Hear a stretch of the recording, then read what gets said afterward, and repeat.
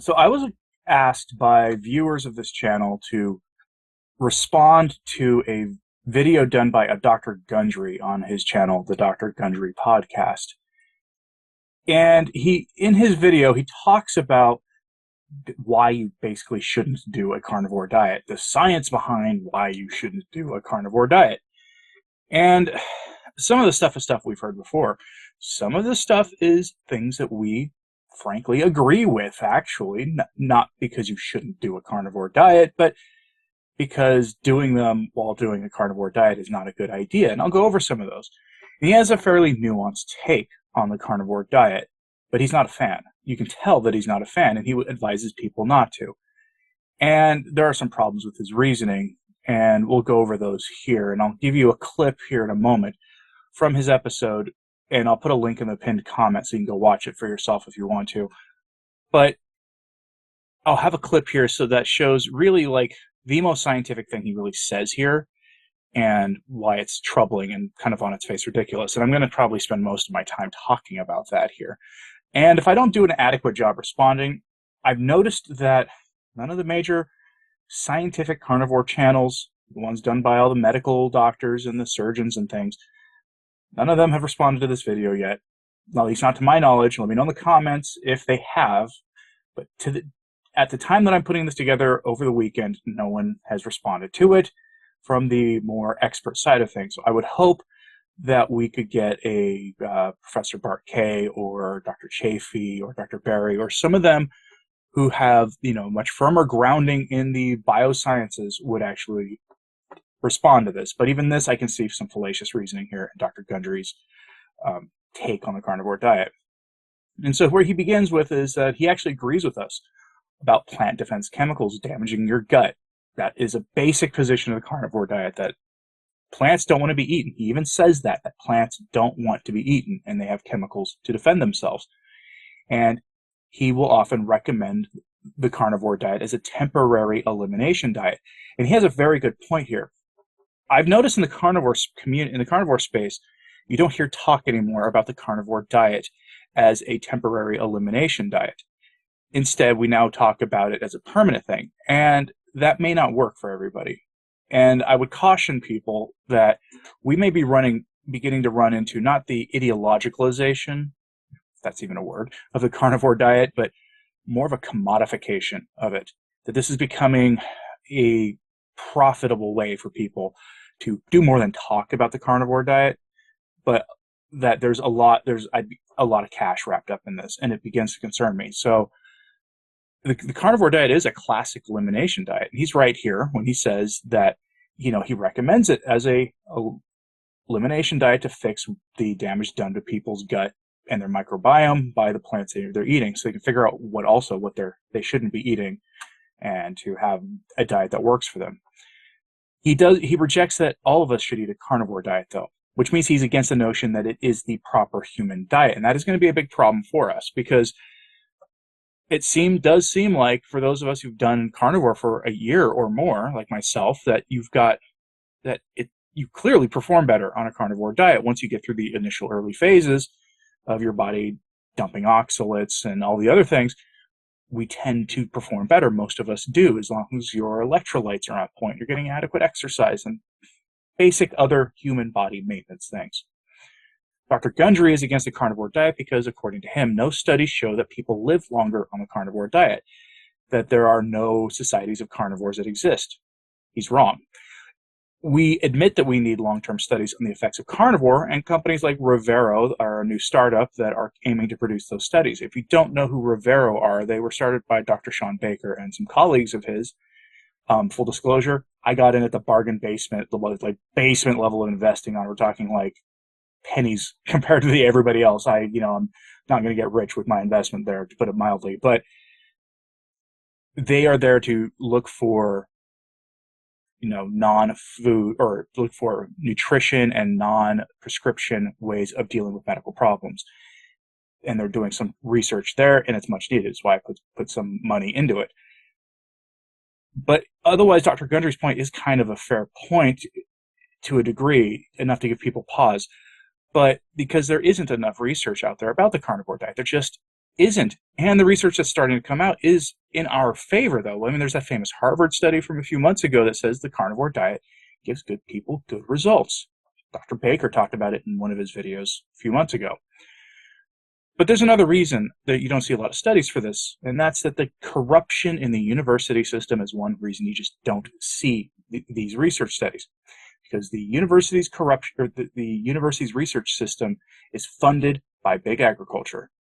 They're funded by the same companies that are producing the materials to make those plant-based foods and those things that are not for human, should not be for human consumption.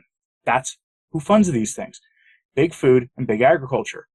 Big cattle doesn't really exist. Yes, there is a lobby for ranchers, and the ranchers are organized, but they are so knee-deep in being the targets of lawfare that's where most of their research, or most of their funding goes these days.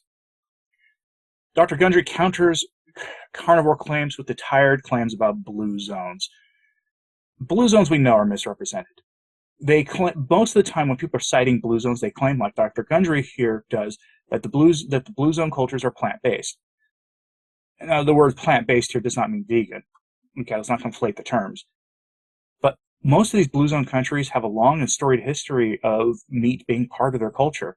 That festivals are celebrated with very specific meat-heavy dishes. And the blue zones are sold to us as these vegan places. There was a local grocery store in my town that an activist group got to push blue zone stuff in, and there's still some of that there, but when you walked through their blue zone aisle, it was all vegan meat substitutes. It was gross. And this wasn't a big corporate chain. This was a local, actual Native American tribal run grocery store that they got to push this stuff on. And it was nonsense. On its face, it's nonsense. Any real honest look at the blue zones issue shows that it's being misrepresented here. And I'm not saying that Dr. Gundry is misrepresenting it. I think he's just accepting what is said about blue zones without doing critical work on it. And while I am personally not a fan of Dr. Saladino, he has done an more than adequate job of annihilating the blue zones argument. And for those who want more information, you can probably just do a simple search here on YouTube for him talking about blue zones. Everything he says there is 100% accurate. Then Dr. Gundry hits us with this. This is where he gets into more heavy science-based things, and I'm going to let him just tell you here about the one risk he thinks there is with a carnivore diet that we should be aware of.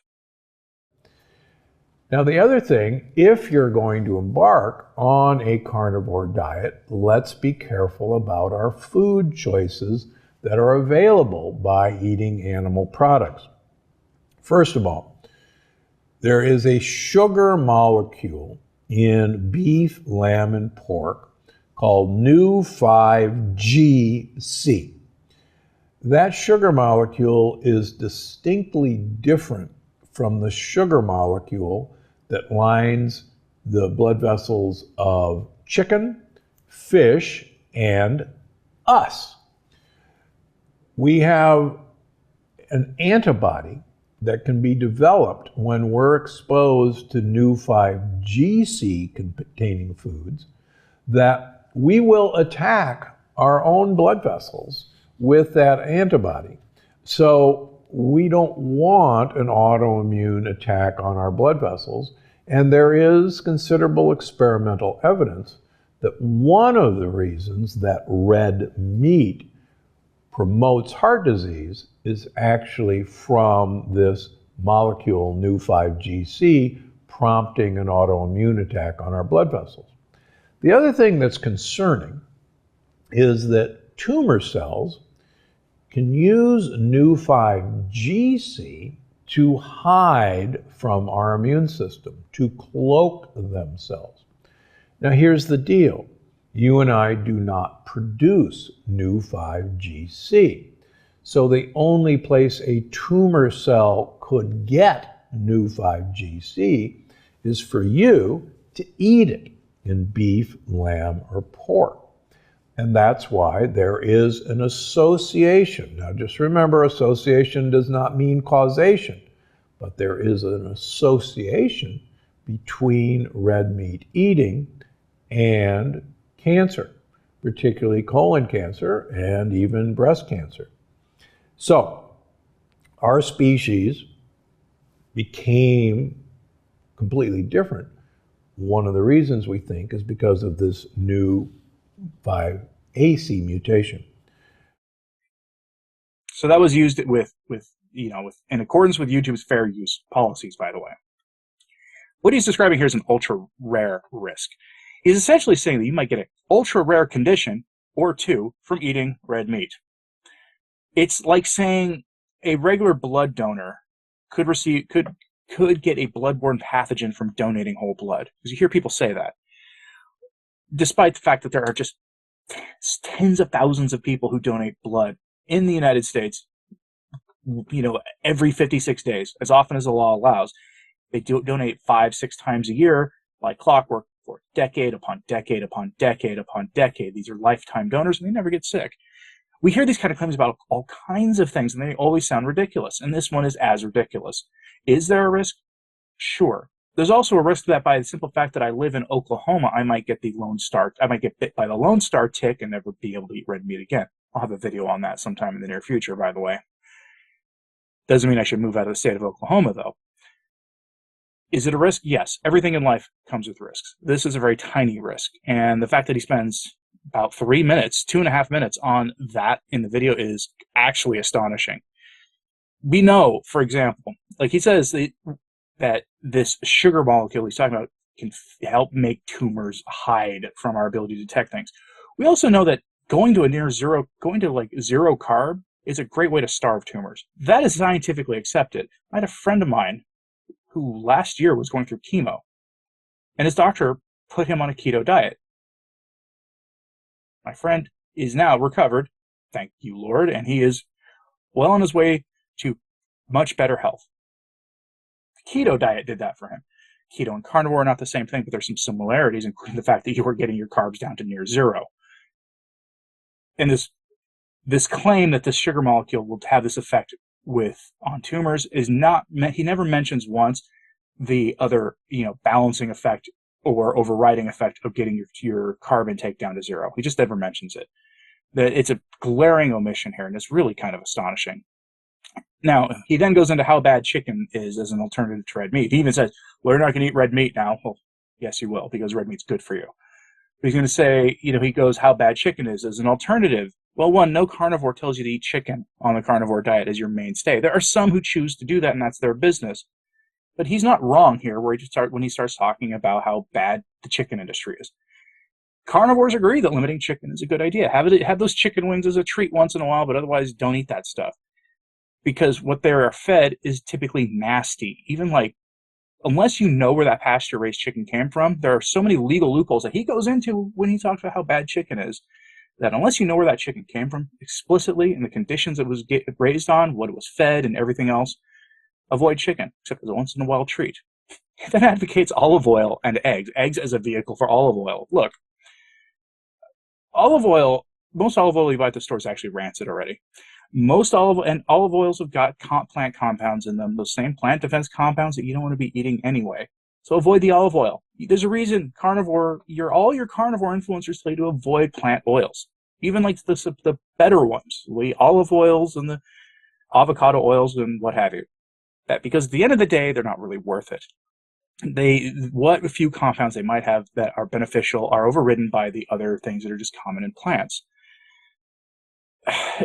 It's amazing. It really is. Because he's so right about the chickens, and he's so right about the next thing he says, which is fish. Eat only wild fish. Yes, avoid farmed fish, folks. I'm in a part of the country where farmed fish is almost the only thing you can get. You have to go out of your way to find wild flash frozen fish. And he says that for all the reasons you expect. And because I can only find wild fish mostly, it's hard for me to do it. I have to go stock up on flash frozen wild caught fish, and it doesn't even taste that good because of just the mild processing it goes through. And now he says something here that I wish he'd backed up with data. He says his long-term carnivore patients have increasing inflammation markers in their arteries. And he doesn't give any details about why. No data is given. None whatsoever. And this is the data he should share with carnivore doctors in our community. He should share that with Dr. Baker and Rivero because I'm sure they'd love to see that data because they're studying the carnivore diet. Because they need to comment on this. They really need to. And there are as a non-medical professional, I can tell you there are any number of causes for inflammation like this, including what kinds of meat they're eating, quality of the meat they're eating. Are they carnivore but adding a lot of other things to their carnivore diet to the point where it's getting to be dirty, relaxed carnivore? I mean, there's a whole lot of things. I've seen carnivores advocating off-the-shelf grocery store mayonnaise.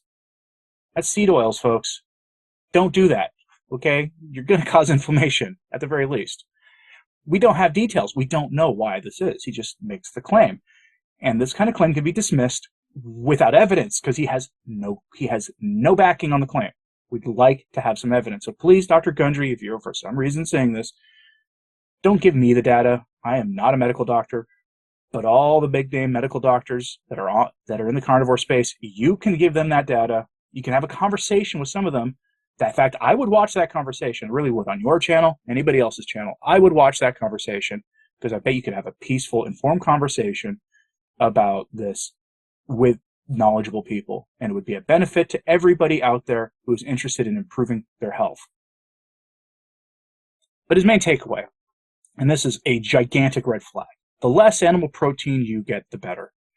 That defies all human anthropology, all the evolutionary science that his field is based on, all the accepted science about human origins that fuels his medical profession, all of it, it defies it. The plant-based narrative is only something that is emerging now. I saw a ridiculous article the other day that said human thriving wasn't actually caused by eating meat. Well, okay, that's nonsense. But that's now something the establishment is pushing. And why are they pushing that? Well, because there's a big push for plant-based things going on. If you've been on my channel for a while, you notice that I typically talk about the plant-based propaganda. And now he's repeating it. The plant-based narrative is only something emerging now in the scientific world, and it's got a lot of money behind it. And I don't think Dr. Gundry has been receiving money to say this stuff. But when you start skewing the information that the professionals get, you start getting the outcomes that you want. And the people pushing this stuff want a certain outcome. That's more people eating a plant-based diet. That's what they want. And they're willing to lie about it too. And we see the effects of these plant-based diets on people, including poor health, diet, and poor dietary outcomes. I mean, 85% of people who try to do a vegan diet fail, and it's because their health collapses. They get sick. Like, you think oxalate dumping is bad for someone on the carnivore diet. This is orders of magnitude worse, and it just gets worse and worse and worse for most people who try it. In fact, in the comments, let me know if you were vegan and how bad it was for you. By the way, Dr. Gundry never mentions oxalates one time in this. When he talks about plant defense chemicals, he never mentions oxalates or their effects. Some of the experts on oxalates in our field, really, in our community, really need to address this, because that is a giant red flag. Oxalates by themselves should be enough to keep you from eating plants or keeping your plant consumption down to the barest minimum. They're like one of the best arguments for the carnivore diet. Goes back, it bridges those divides about people's opinions about the origin of human beings and the role of, our ancestors eating meat on all of that, because oxalates are unobjectively a bad thing, and they're in literally every plant you eat, including that cup of coffee or the cup of tea you're probably having if you're watching this in the morning. I'm going to close it out by telling us that his argument seems to rest on the idea that no cultures are animal-based, and that if carnivore was such a good thing, we'd have seen these animal-based cultures out there. He believes this so much, he actually returns to this point at the end of the video, but it's not true.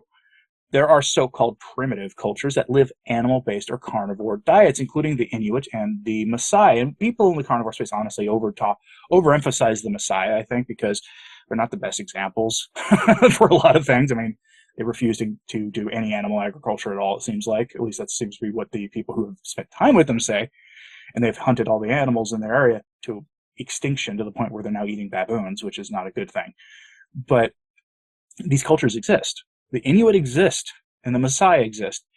And it may be true that some carnivores misrepresent how animal-based they are, but they do live a dietary life that would put them in trouble, according to Dr. Gundry's claim here, with their people supposedly being at high risk for tumors and other ailments from this new 5GC thing that he went off about for a good portion of his video.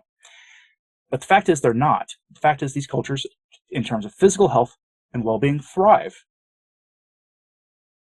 And a lot of people have questions about what those cultures are doing. A lot of people in the carnivore space want to know. And they are usually our go-to example of carnivore cultures. And there are others of them out there too, not just those two. So they do exist. They're just not, quote unquote, advanced modern societies. But as we are often told, maybe we can sometimes learn from tribal peoples on this. Hopefully I did an adequate job of responding to this. I expected to go into him talking about how not sustainable this was, to the point where I'll have a video later in the week about responding to the claim that it's not sustainable. But let me know about this, and at least I hope that you will agree with me that some of the medical professionals in our space really need to actually respond to his claims here, because they are the most equipped to do this. So let me know what you thought of this in the comments. Like and subscribe if you haven't. It really does help us, just sharing this on social media. That helps too. I am Anthony Stine, the Practical Carnivore, and thanks for watching.